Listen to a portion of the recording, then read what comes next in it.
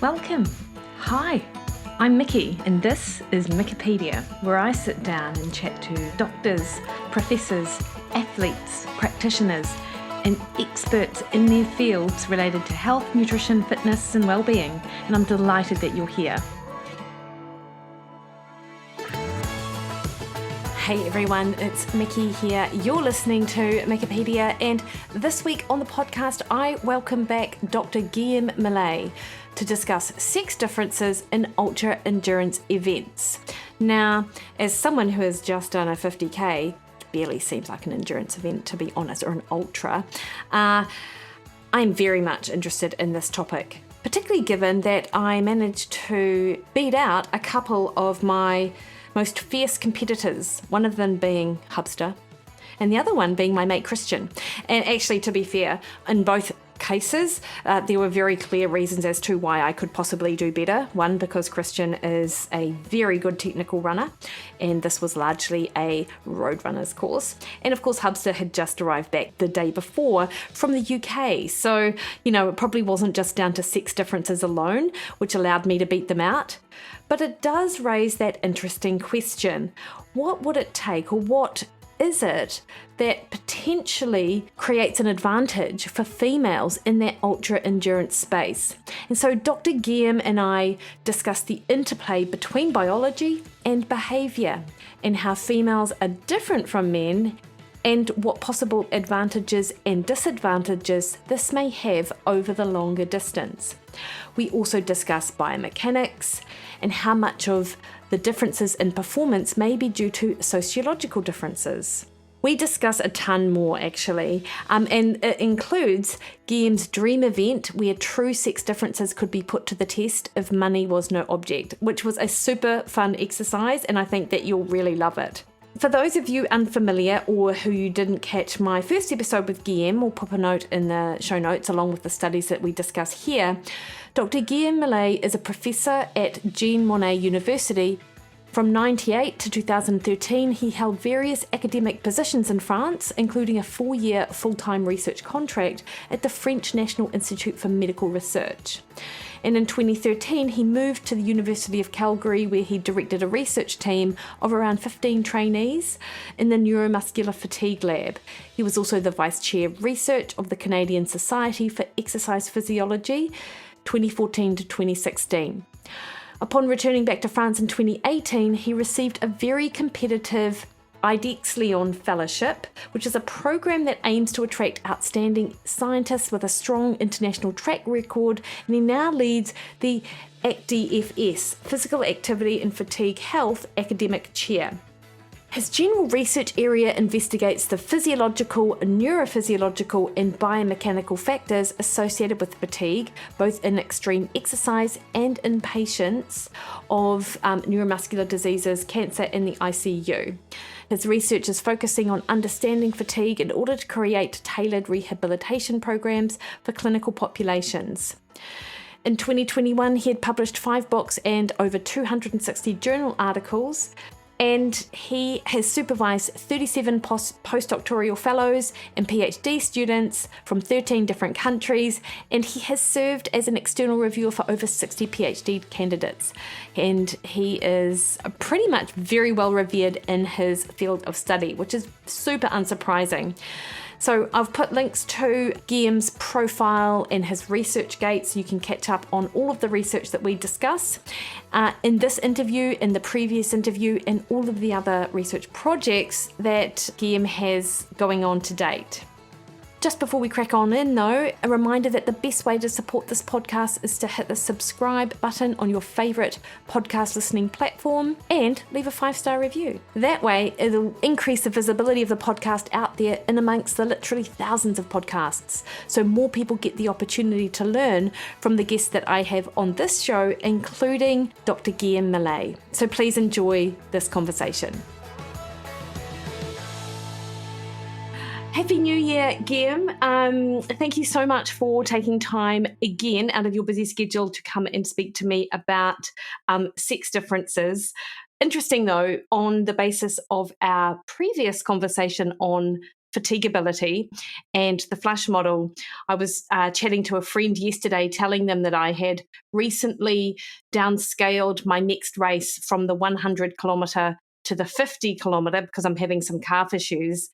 And we both were like, oh, well, that mental burden's just like completely diminished now. And I thought of what we were discussing with stress in the athlete and how these things can sort of blow up in your head. So yeah, timely. And interesting on the basis of our conversation this morning, do you know Camille Heron or know the name Camille Heron? Yeah, of course I know the name, yeah. I don't know her personally, but I know the name, obviously, yeah. Yeah, and so I was just having a look at some of her Instagram posts, and she posted quite recently that she has the number 3 record in the world for the 48-hour run distance time, which sort of blew me away. She said there are just 2 men in front of me. And I imagine, actually, I'm not sure how surprised you are by that, but I did also think 48 hours is a very long time to be running. It is, and that's probably one of the reasons. Well, first, she's exceptional. She's a fantastic athlete, but the fact that she's ranked 3rd in the world is probably because this distance is so long that there are not that many marks about 48 hours. So I can't remember on top of my mind how she's ranked on 24 hours, but it's a bit more popular, so I doubt that she's so well ranked. But yeah, but still 3rd is quite amazing. Yeah, in fact, that's such a good point as well, right? When you get into I'm not sure how you would define that, like extreme ultra endurance events. Like there are just far few people who probably are mentally and physically able to line up on the start line for that kind of event. There is no definition. I mean, you can put the line wherever you like. To me, I would say that 100 miles is still reasonable. Yes. And then Yeah. over that, at least for me personally, that was my limit. I was fine with UTMB, Western States, etc. But when I tried, it was only once the Tour des Géants, which is twice as much. To me, that was too much. For me, at least, the limit is here. For people like Camille, I'm sure it's much further. For other people, it may be less. So yeah, it really depends on the person, your physiology, of course your training history, etc. So, but yeah, I will put the mark at 100 miles for me. Yeah, no, I totally appreciate that. And as far as I'm concerned, right here and now, I haven't even done 100 kilometres. And I don't think that's going to happen anytime soon. But so that's fine. I'm actually okay with that, which is actually a big thing. Anyway, to our conversation today on 6 differences in endurance performance.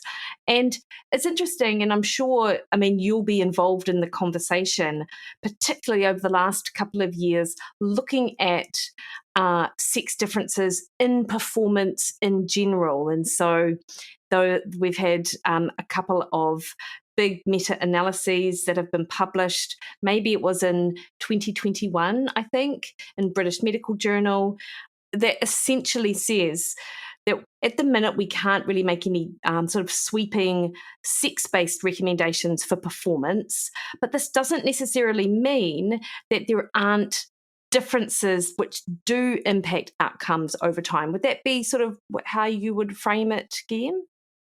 So I'm not sure I fully understood your question. So you are saying that there are good meta-analysis, recent meta-analysis on sex differences, but I didn't get the question. So what can you repeat?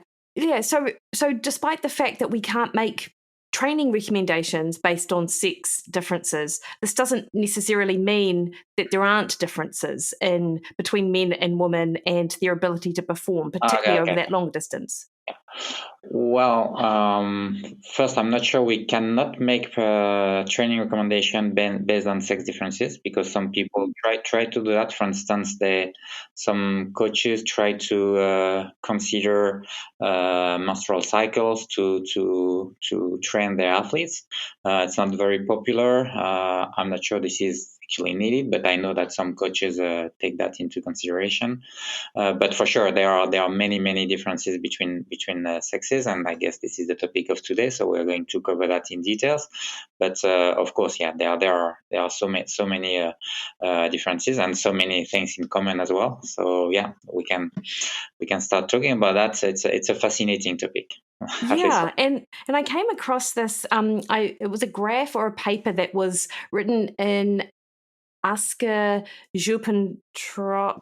I can never say his name, but I think you know who I'm talking about. Yeah, he did a lovely summary of sort of how women's performance times and men's performance times have changed over the years. And there was a sort of graph included that sort of showed a trajectory of performance for men that was that didn't, I mean, of course it changed over the time, but not the same in the same sort of trajectory that women's performance changed, and particularly in that longer distance. So there was, you know, slight or seemed to be much more slight improvement over the years in the shorter distances. But then when we came to the longer distances, there appeared to be quite a steep sort of performance jump. Do you think that that's a cultural sort of change in, you know, more women are running and therefore there's more possibility to get greater times? Do we think it's more biologically sort of related? But when you see something like that, Guillaume, what's your initial understanding? No, this is definitively cultural. I mean, there is no reason that the change in performance. I mean, let me rephrase that. You're right that if you look at for instance, the performance in marathon and the evolution with time, you will, and if you consider only the last 40 years, you will see, wow, females are improving so much their time while males are not.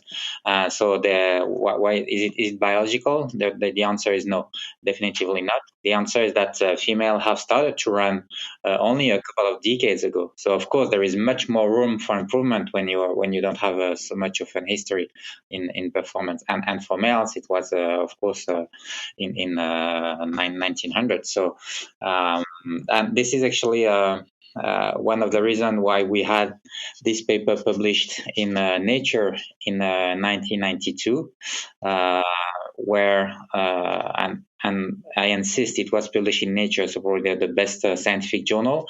And in this paper published in 1992, they were guessing that females will actually beat males on the marathon in 1998. So it was 6 years from where from the time the paper was published.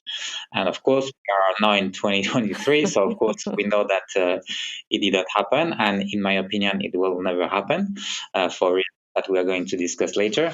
And the reason why they made this mistake is that they actually consider in this paper, it was, now when you think about it, it seems crazy, but again, it was in Nature, and so it was published. Anyway, so they consider the evolution of the marathon record, like they took the best performance for each decade in the last, I can't remember off the top of my mind. I haven't read the paper for a while, but in the last maybe 5 or 6 decades. And of course, you have this slow decrease in males and this steep, this slow increase in performance in males and this steep increase in performance in females. And of course, you cross the line very, very soon, like it was in 6 years from the time the paper was published. And this is, but the reason this is crazy and it didn't happen is that the analysis itself was crazy, because this is not a linear. It looks like it was a linear increase for females simply because they consider only one performance per decade, and it was a performance history from only a couple of decades. So now we know that rather than continuing, of course, to increase linearly, the performance increase non-linearly. So you have this asymptote in females like you have in males. So and now the two lines are parallel, and the difference is around 10%, 10 to 12%, as in many other distances actually. So yeah, it was a very funny, and they were the respected scientists.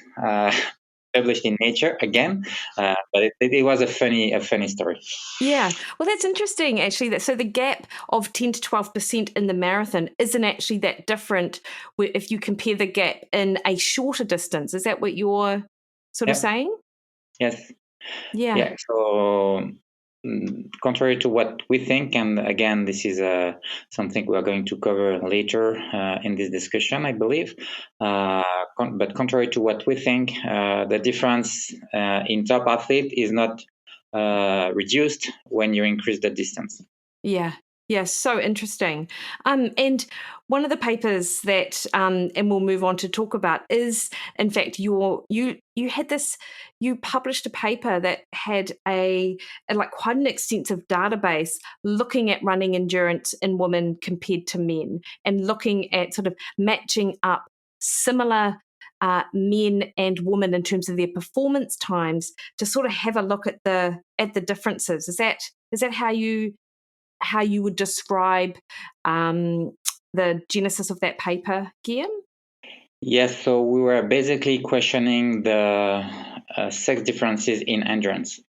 And this is what we discussed. So if you, so if we have discussed this cultural and historical bias. Now that females have started for more years to run at high level. Now we can definitively consider the sex differences in performance and on different distances.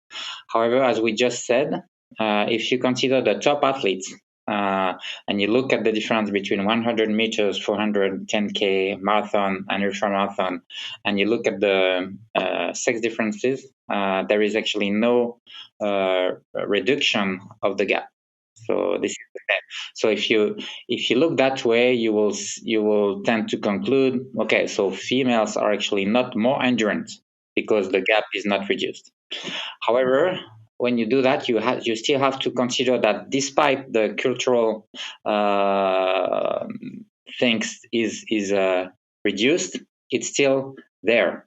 What I mean by that is that if you look, for instance, in a marathon, there is not 50% females at the start.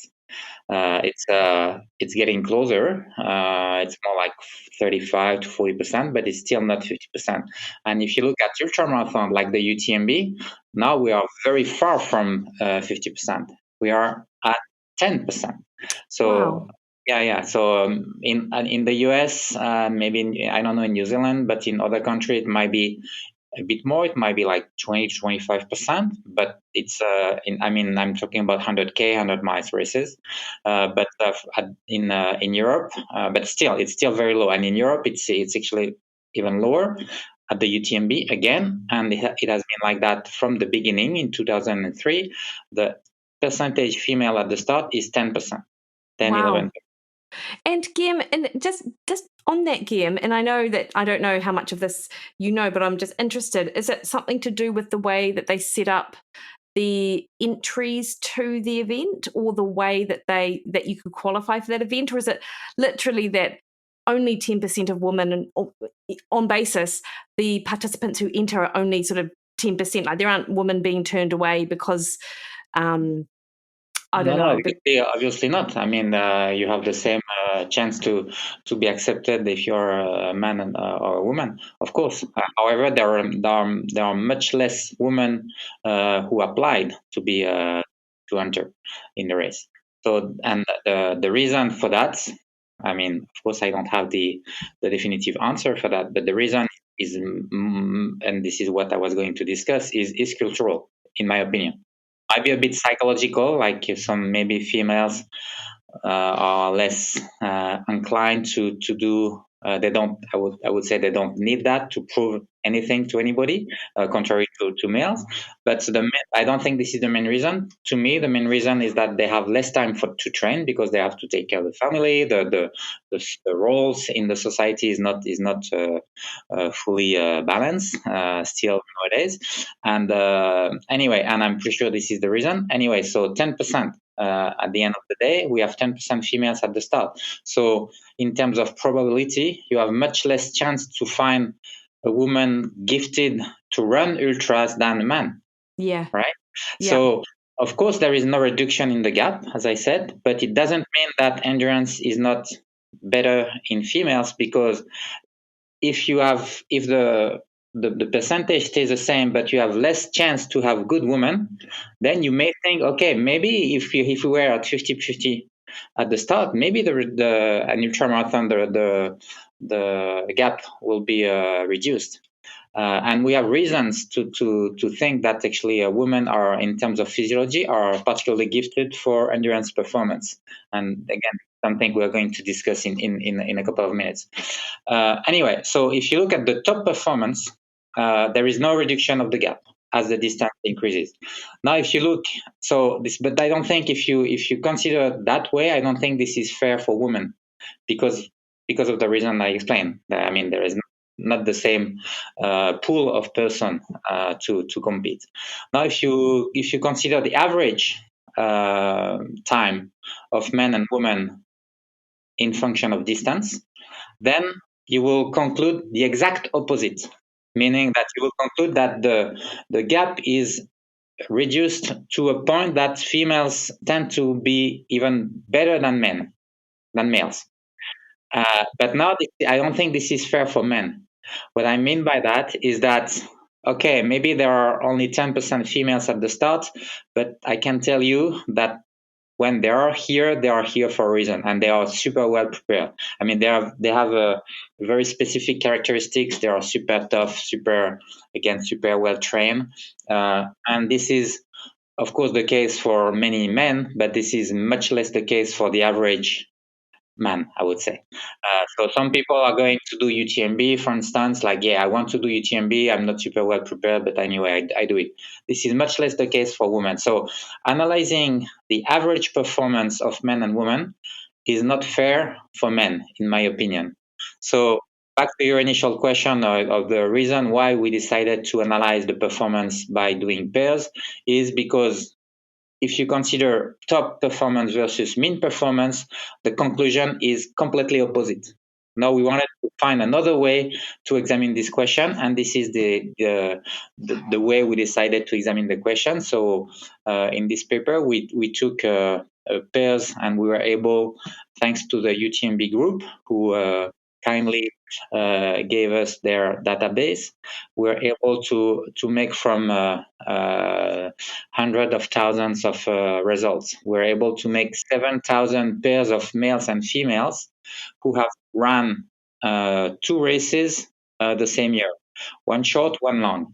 And so we matched the performance on the short distance, and we examined whether the performance on the long distance was closer or further. And with the hypothesis that they will close the gap. The females will close the gap, and this is exactly what we found. And I think this is to me, of course, this is my paper. This is our paper, so of course I'm a bit biased, but to me this is the best way to examine this question. I'm not saying this is a perfect method, but I think this is much better than the other 2 methods that I explained. Yeah, for sure. And again, when you say short, you're talking about less than 60 kilometers, is that right? So there were some races in there in the short category, which was still significantly long compared to say 10K. Yeah. Yeah, exactly. No, this is trail running, so there are no very short trail running races. So yeah, this is short. Yeah, you're right, 30 to 50K, something like that.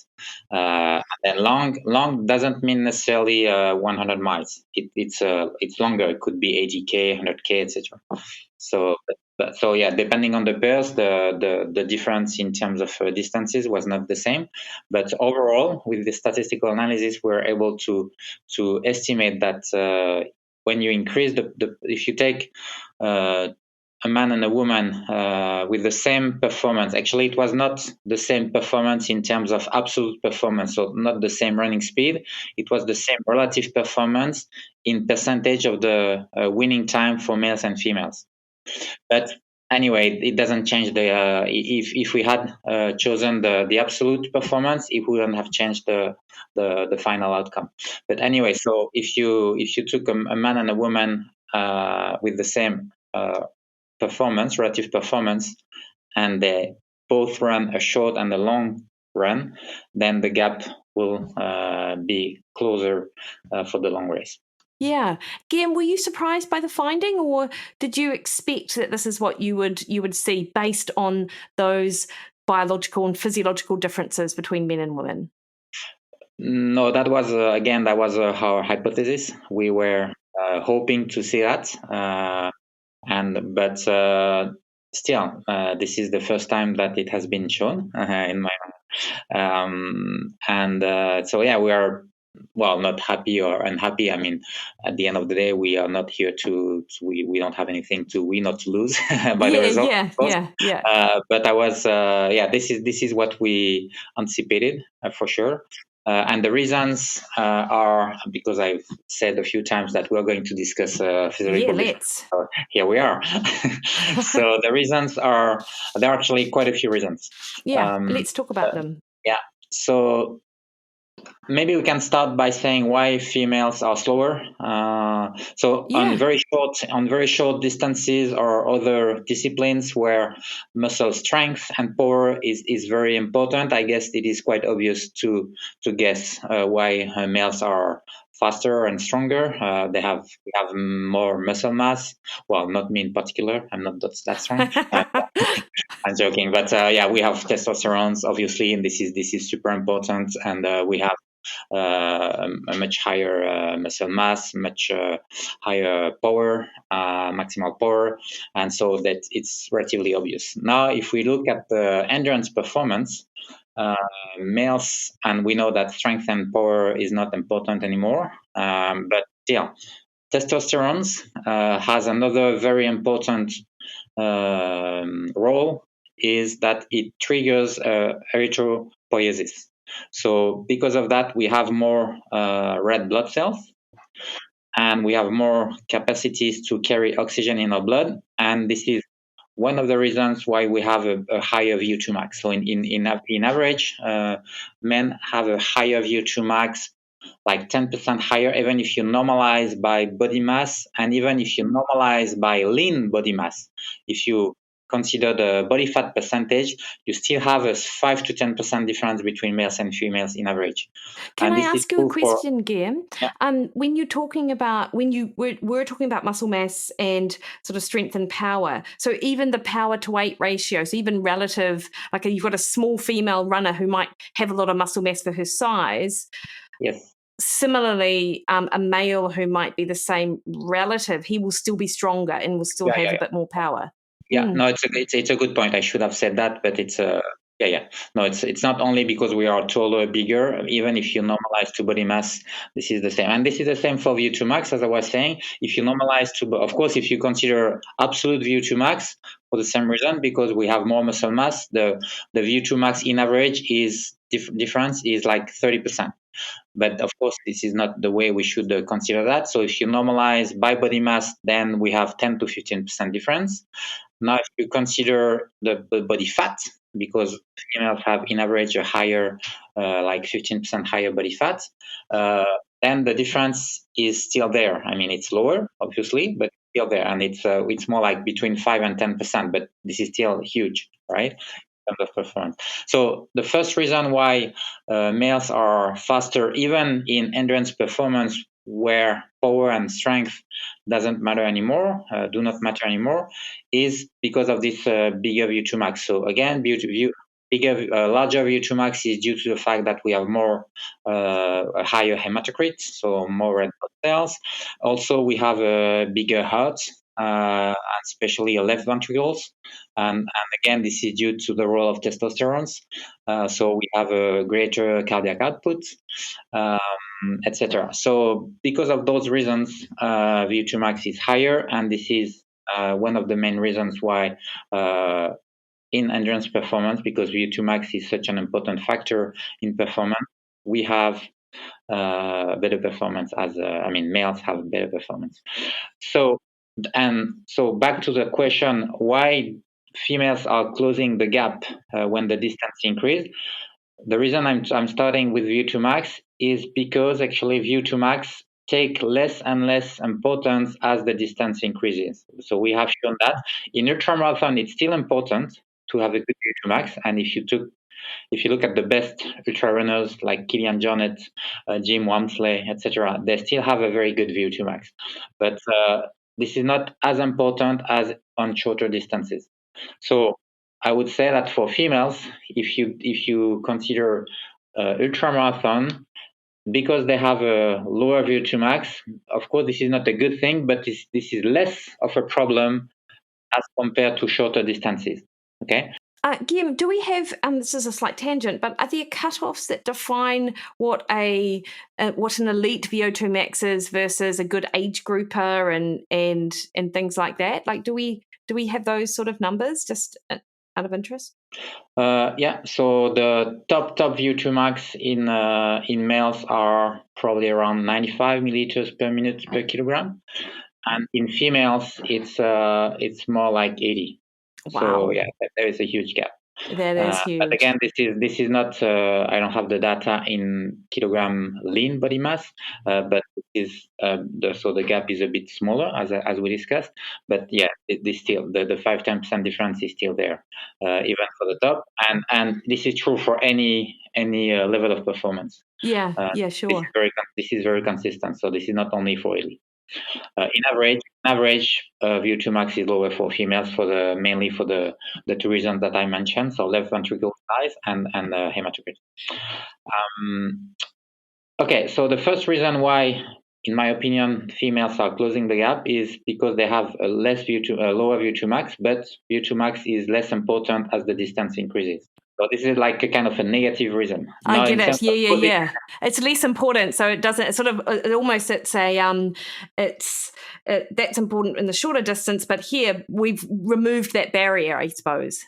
Yes, not completely removed, but less important. Okay, less important. It's still there, and this is the reason why I think that 100 miles is too short to see one day a female winning UTMB or big ultras, because it's still too short, and VO2 max is still relatively important, less than on shorter distance, but still relatively important even for 100 miles races. Do you think Courtney might prove you wrong at some point? I wish. I actually know her personally, and I will be super happy to see her winning the UTMB. That'd be amazing, but yeah. Unfortunately. Yeah. Okay, cool. Anyway, the second reason is because they have a better endurance, and endurance is probably related to differences in terms of muscle fiber composition. So females in general have a greater percentage type 1 fibers. When you consider, it's not like the number of fibers is different between males and females. It is the surface occupied by the type 1 fibers is greater in females. So this is, at the end of the day, this is what matters. And so this is like a detail, but I still wanted to make sure that this is very clear to everyone. Anyway, so the volume, let's put it that way, the volume of type 1 fibers is like relative volume is greater in percentage in females compared to males. And of course, we know that this is important in terms of fatigue resistance and endurance. Yeah, for sure. And can you remind us or tell the listener what the difference is between those type 1 and type 2 fibers, which I know that you talk about all the time in your work, but people may be less familiar with what that actually is. Yeah, so we all have different fiber types in our muscles, and there are basically three main fiber types: type 1, type 2A, and type 2B or 2E. 2X, not that many, especially in endurance runners. So it's mainly type 2B, 2A, which are still fast twitch fibers. So the fast twitch fibers are more powerful. They have a greater shortening contraction velocity, a greater glycolytic activity. So those fibers are here to do a high intensity performance. And on the contrary, you have type 1 fibers. They are fatigue resistance, less glycolytic, so more aerobic sources of energy. They have a greater concentration of mitochondria, etc. So those fibers are of course designed for long distance, long duration exercises, and this is the type of fibers that females have in a greater quantity in terms, of course, in percentage as compared to men. This is a slight tangent, and I don't know if you do know this, but is there a reason why women would have more of the type 1 fibers compared to the type 2 from, I don't know, what would the reason be? Do we know? Yes, it's probably because training and any type of training, but of course, particularly like kind of high intensity, doesn't mean to be like super high intensity, but high intensity training tend to increase the type 2 fibers. And because males have more type 2 fibers, the effect of training, well, in general on muscle mass, but particularly on type 2 fibers, is greater on males. So that it's not like, it's almost like the other way around, meaning that it's not like females have, of course, this is the same conclusion, but it's not like females have more type 1 fibers. It's more like the other way around, like males have more type 2 fibers.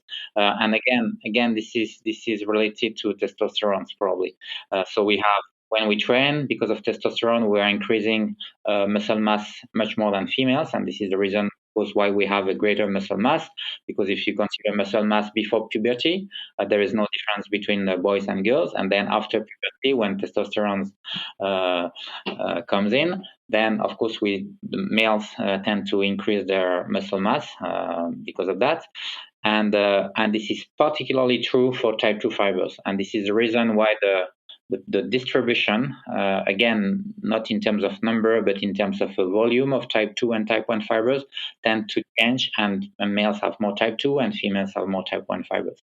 But anyway, long distance short, at the end, females have more type 1 fibers, so they are particularly suited for endurance performance.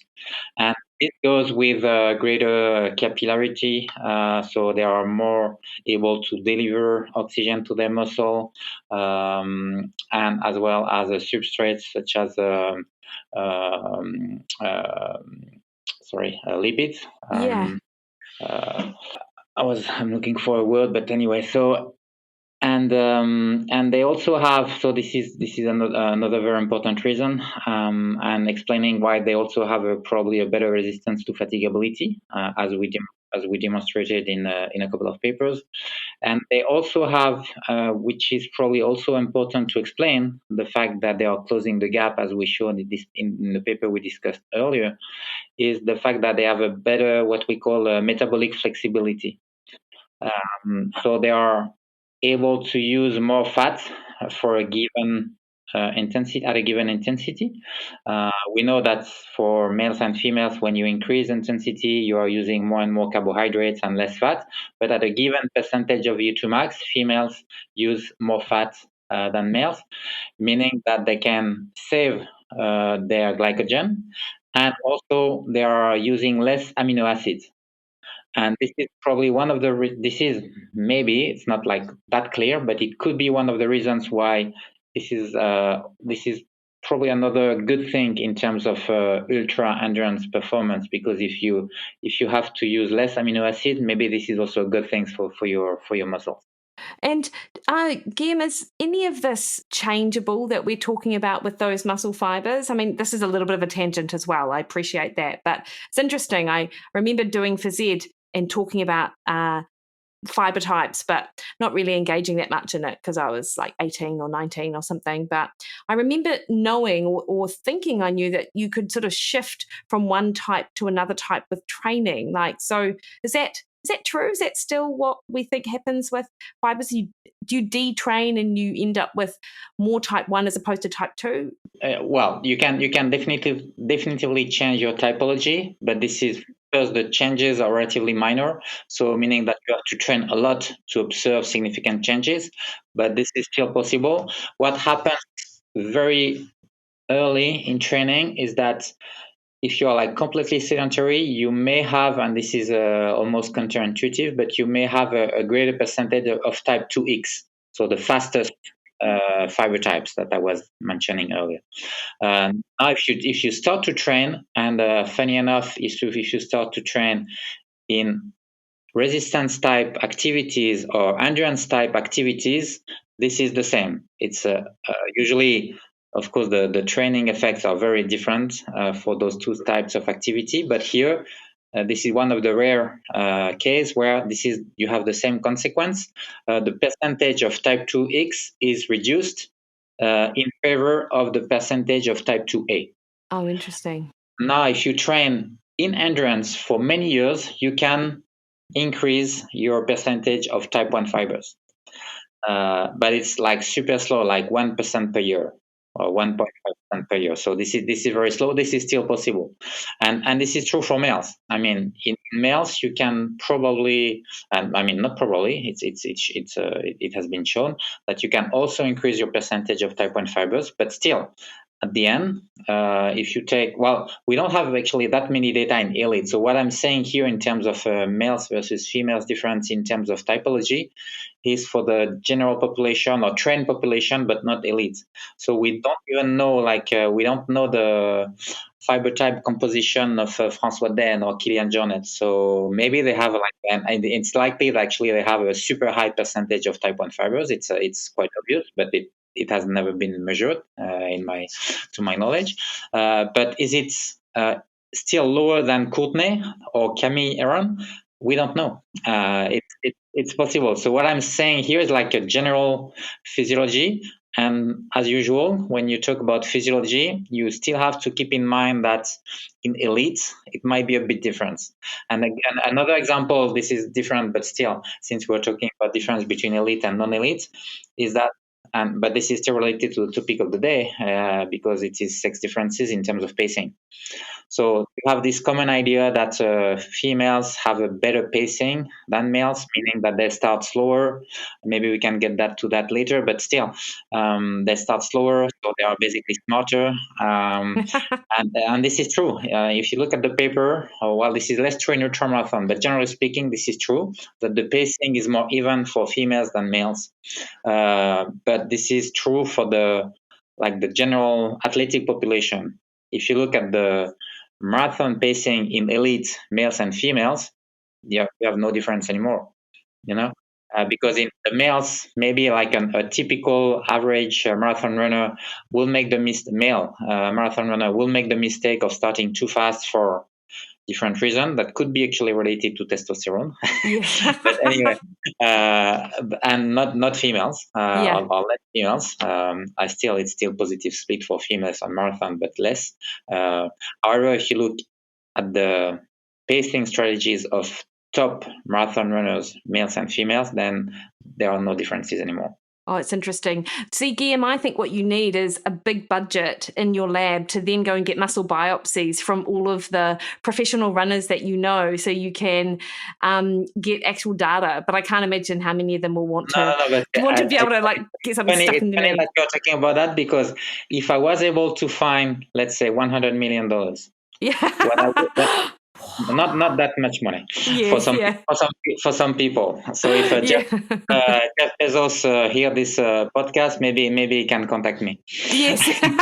Well, I think Jeff actually listens to Wikipedia, to be honest. So I'll tag him when this comes out. Of course, it's a joke, but this is the reason why I'm saying this joke. If I'm able to find this budget, what I would do is organize a race to see the real capacities of women in ultra endurance. So the race will be 500K without any aid station, and the winner will win $10 million.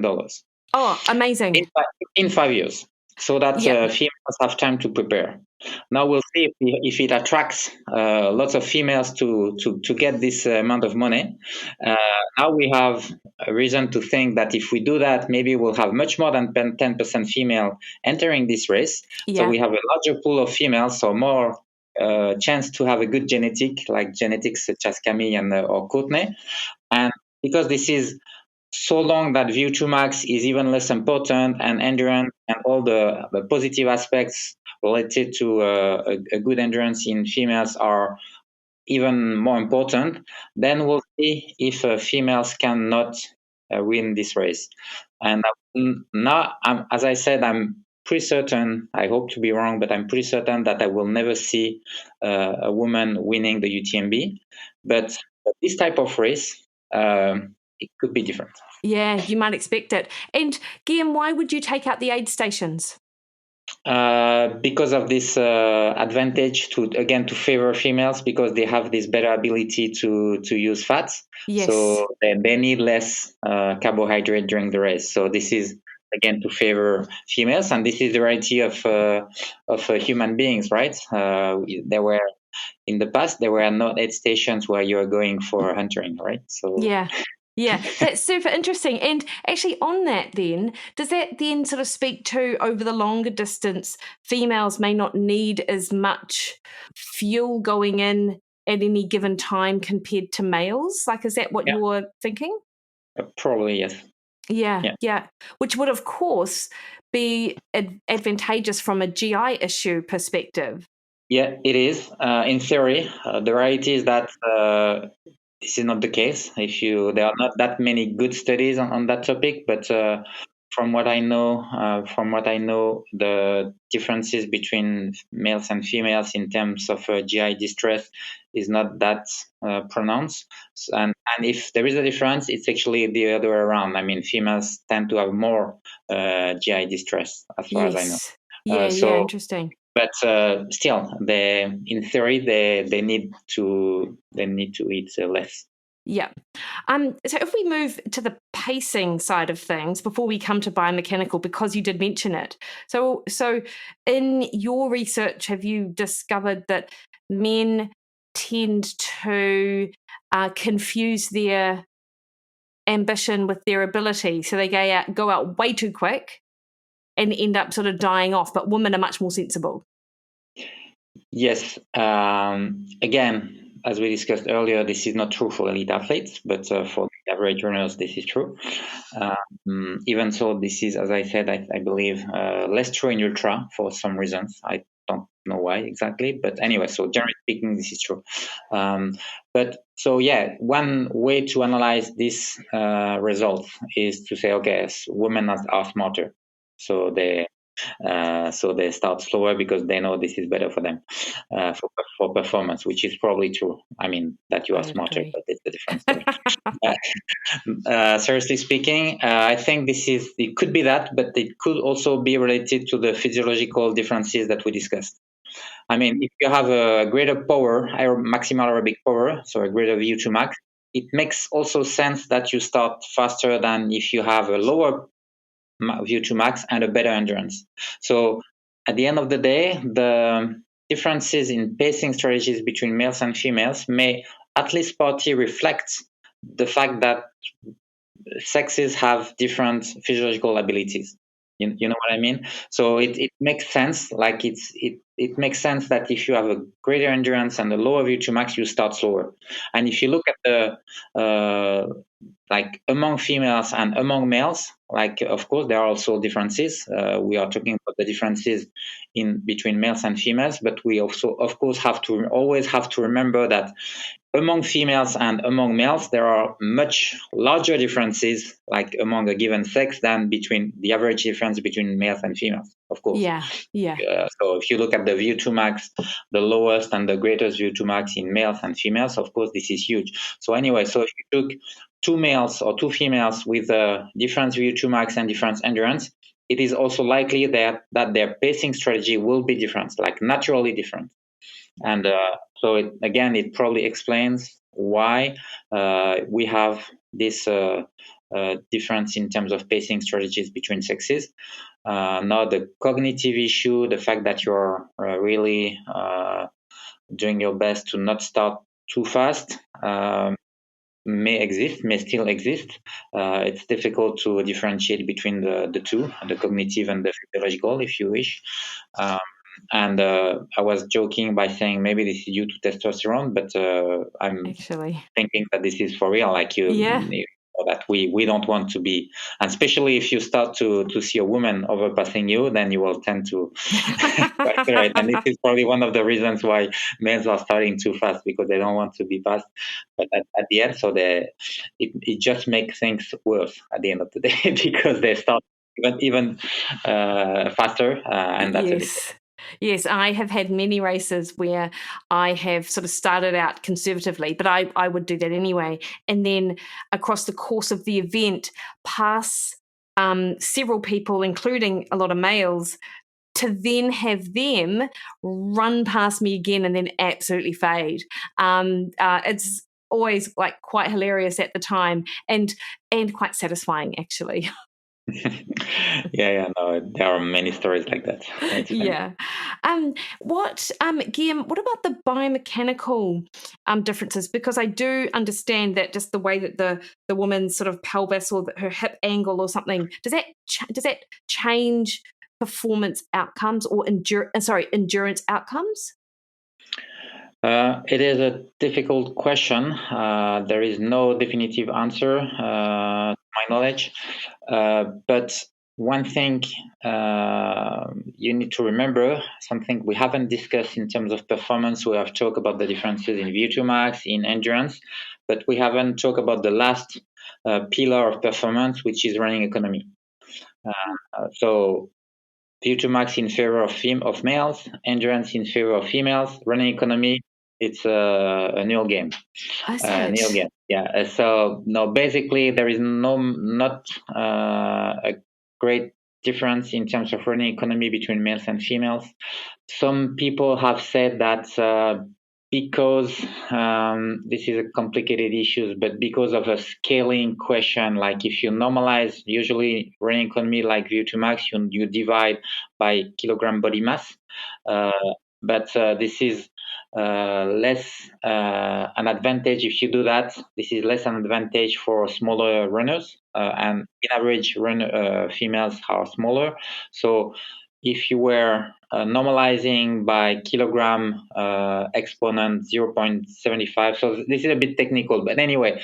So again, long story short, the difference between the sexes is minimal. If there is a difference, it will tend to be in favor of females. But again, I think we should consider that the difference is almost inexistent. So that's not the place to look for these. So biomechanics, the reason I'm talking about running economy, well, first, because I think it's important to mention that there is no sex differences at this level. And the other reason is that, biomechanics, if it's the impact of biomechanics will be throughout running economy. And we know that, as you started to discuss, that there are biomechanical differences that can be spatio-temporal, like in terms of contact time, stride frequency, but also it could be kinematics or kinetics. And as you started to discuss, of course, the Q angle. The Q angle is different between males and females because females have a wider pelvis, etc.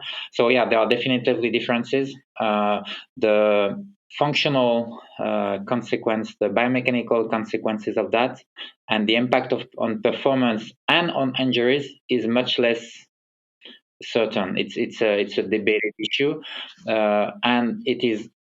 Well, first, as usual, we don't have a definitive answer because there are not that many studies that have studied females. Of course, more and more, but still not that many. Another issue is the fact that if you consider, let's take, for instance, contact time or stride frequency. It has been shown that at a given speed, females have a shorter contact time and a greater stride frequency. But it has been often measured at a given speed. Since the maximal speed is, in average, slower for females, at a given speed, it means that they are at a greater percentage of their max. And we know that if you increase your speed, if you approach your maximal speed, you will have a shorter contact time and a greater stride frequency. So if you normalize in terms of percentage maximal speed or maximal aerobic speed, then the differences disappear. So this is a complex issue. Yeah, sounds it. Yeah, it definitely does. And Guillaume, what about thermoregulatory differences? As I understand it, across the menstrual cycle, at least, there are changes in how a woman might be able to sort of cool off in sort of extreme heat or environments or something like that. So does any of that play a role in fatigability over endurance when we're comparing men and women? Not that much. Cool. Yeah. Again, this is an area where the answer is not that clear. But if I had to say something, I would say that the difference is like running economy is not very important. So definitively not the main issue. I mean, men and women can do fantastic jobs in the heat, but it's not more like women than men. It's both. We know that as human beings, we are very good compared to other species to run in the heat. But this is true for males and females. Yeah. Yeah, that's so no, reassuring. I think. I don't think this is, and in terms of menstrual cycles, again, I'm not saying that this is not an issue. Of course, we know that something happened during. I'm not an expert an expert in hormones, but of course there are changes over the cycle, but the changes are relatively minimal compared to, for instance, males and female differences, and sometimes I can read that there are not that many studies in females because of that. It makes things more complicated, etc. Yeah, but we should not overestimate the effects of menstrual cycles on performance. So this is definitively not a reason to not study females. Yes, yeah, no, I appreciate what you're saying there. And I think it's probably reassuring to know for women out there listening that actually it's, because again, if I think about stress and an event and training, like if you turn something into a big deal, but in fact it isn't, like that will change how you perform on any given sort of day in itself, really. No, we should not underestimate the effect, but we should not overestimate it as well. Yeah, nice. Nice. And then finally, what about neuromuscular fatigue, Guillaume? Like, how does that differ between men and women? So we have done a couple of studies to study this particular question. The first one at UTMB in 2012, and what we found is that the race was 110 kilometers, and we compared males and females in terms of neuromuscular fatigue or fatigability. We call that fatigability nowadays, but it's the same, neuromuscular fatigue, and which is defined as a reduction in maximal strength after the race. And what we found by then is that females were less fatigued at the end, and particularly at the muscle level, because we differentiate, as we discussed in the previous episode, we differentiate central and peripheral components of neuromuscular fatigue. So it was mainly due to the fact that the muscle fatigue was attenuated in female. And because it was in a way expected because of this, what we discussed today, like better endurance, greater percentage of type 1 fibers that are fatigue resistant, etc. So it was expected, but we were like, okay, is it only true in ultras, or is it true on shorter distances as well? So we went back to UTMB in 2019, and we did the study again, so comparing males and females, but over different distances, from 40K to 170K. And what we found is that, again, females tended to have attenuated fatigability, but that was true for short and long distances. So it was not specific to ultras. And again, it was mostly muscle fatigability that was attenuated. And we did another thing, even though we are physiologists, we still kind of investigated very basic, but still investigated the psychological aspects. So what we did was only ask our subjects, males and females, okay, did you go to do your best in terms of performance to really race competitively, or did you do it more for fun, just to finish the race? With this idea that maybe there will be a sex differences again with this testosterone component, etc. And actually, we definitively have to conduct more studies on that topic, but because the answer was there was a difference. Females, at least they pretended that they were more here for fun, and males pretended that they were more here for performance. Oh, But interesting. I must add that if we now compare their finishing or their average speed in percentage of maximal aerobic speed that we measured in the lab in the weeks before, there was no difference anymore between males and females. So maybe it's just maybe they were, I don't know. So we are at this point now, but the reality is that maybe this is only males pretending that they are not pushing, because they are like, no, I'm doing it for fun, I'm not super serious about performance, but maybe they are. And for males, this is the opposite. I'm here to do I'm tough. So I'm doing the race, and maybe they are not pushing as much as they are pretending. They've got much more of a competitive edge to them. Yeah. But the reason, this is the reason I was talking about this. But again, we are physiologists, we are not psychologists. But the reason I was talking about this result is that when we talk about fatigability, it may not be 100% due to differences in physiology. Could the psychological aspect, not pushing, because we are measuring at the end of the race. So of course, if you push less, you're going to be less fatigued. So maybe this plays a role, but I still believe that the physiology is the major component to explain the difference in sexes in terms of fatigability. Yeah, completely. So, Guillaume, with all of this sort of information and for the potential reasons why at some point in the future over the longer distances that gap is obviously shortening to a point, and maybe women will overtake men. Is there any practical application from this information that I can take as an athlete, or coaches can take and use with their athletes? So first we have to remember that we have this reduction in the gap between males and females. So this is, I think, a very important information. We haven't completely discussed that, but we have, in a way, the fact that it doesn't mean that women are better in ultras than men, as some journalists are saying. If you look at even Courtney or Camille, it may be the exception of this 48 hours, because this is a very, very specific race. But if you take races such as 100 miles, etc., like the best performance, like Courtney, basically, she was able to be at 6 to 7%. Behind the best, behind the best males. And I'm talking about races where the best males were present, like UTMB, Western States.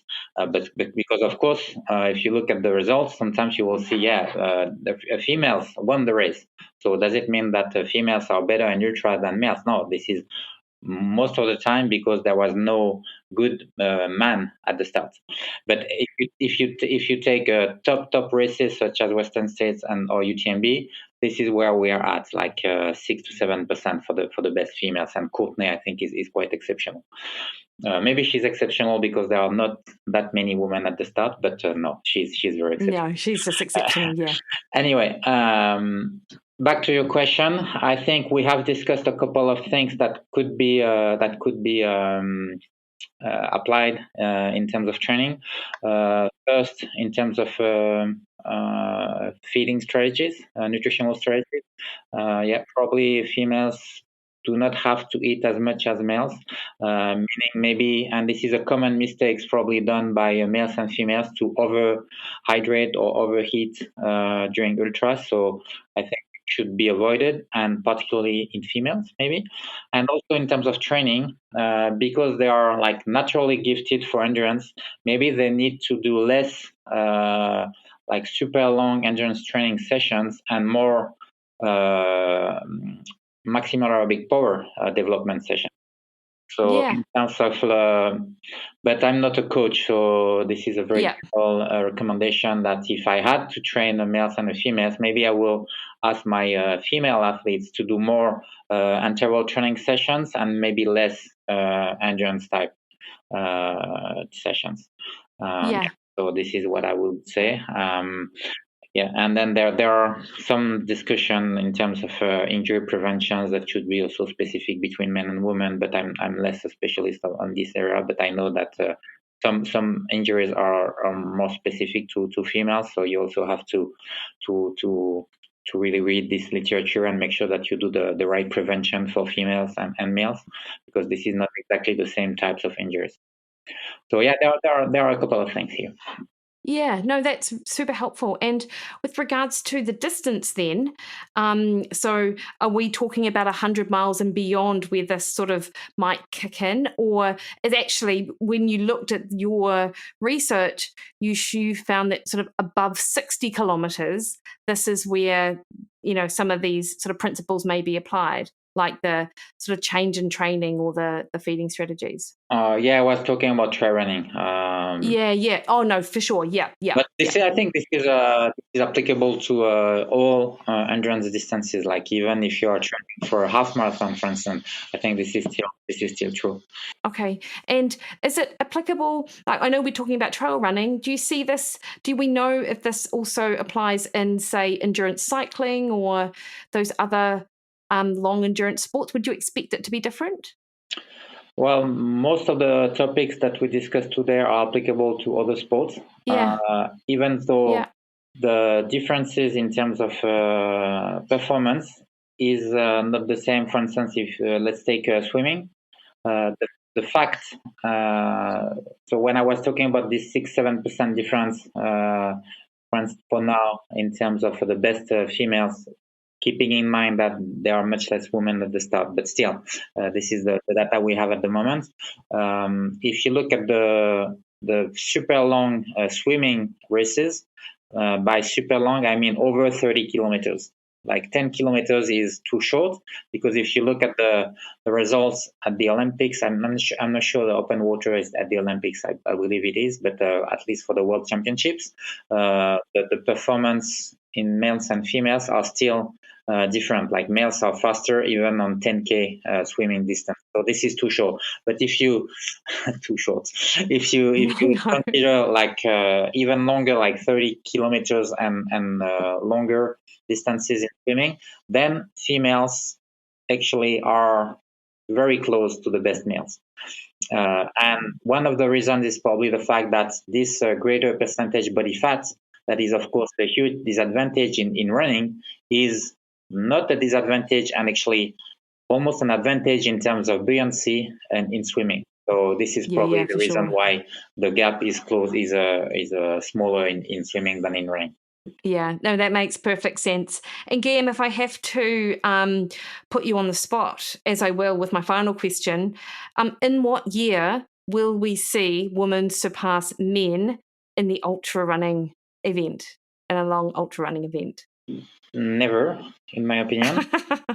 Okay. No, but depending on the distance, as I said. Yeah. Why I want Jeff Bezos to give me $10 million so that I can organize my race on 500 kilometers, and then maybe we'll see the best woman overcoming the best man.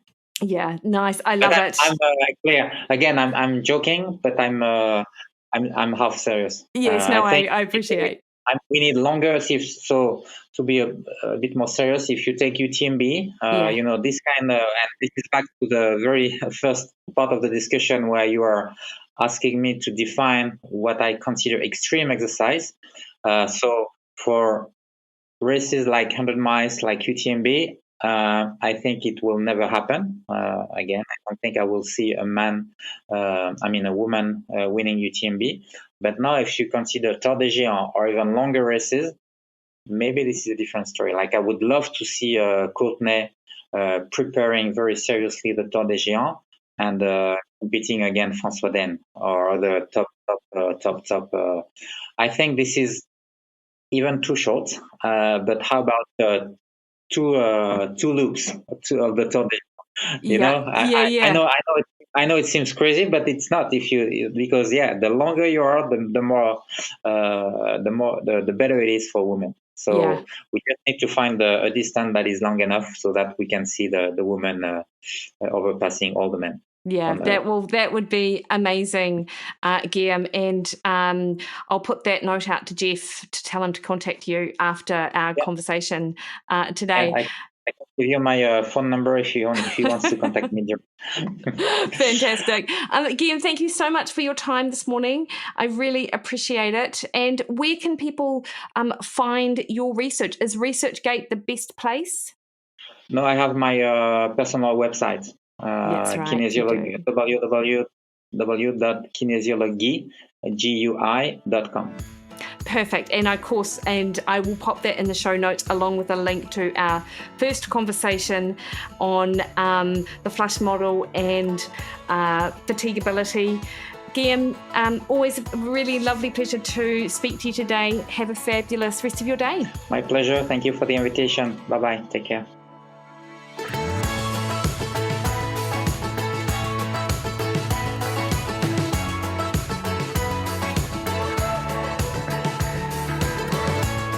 All right, team, hopefully you enjoyed that. And I think that the idea of having a race that extends for hundreds of kilometres with absolutely no support would really put to test the sex differences between male and females in that ultra endurance space. And my goodness, wouldn't that be super cool if that was to ever go down? Anyway, hopefully you enjoyed that. And next week on the podcast, we speak to Professor Don Lehman. He's also already been on the show, all about amino acids and protein. Number 2, a whole heap of new information covering different material. I think you're really going to love it. Until then, though, you can catch me over on Instagram, Threads, and Twitter at Mikki Williden, Facebook at Mikki Williden Nutrition. Head to my website, mikiwilliden.com, book a one-on-one call with me. All right, team, you have the best week. See you later.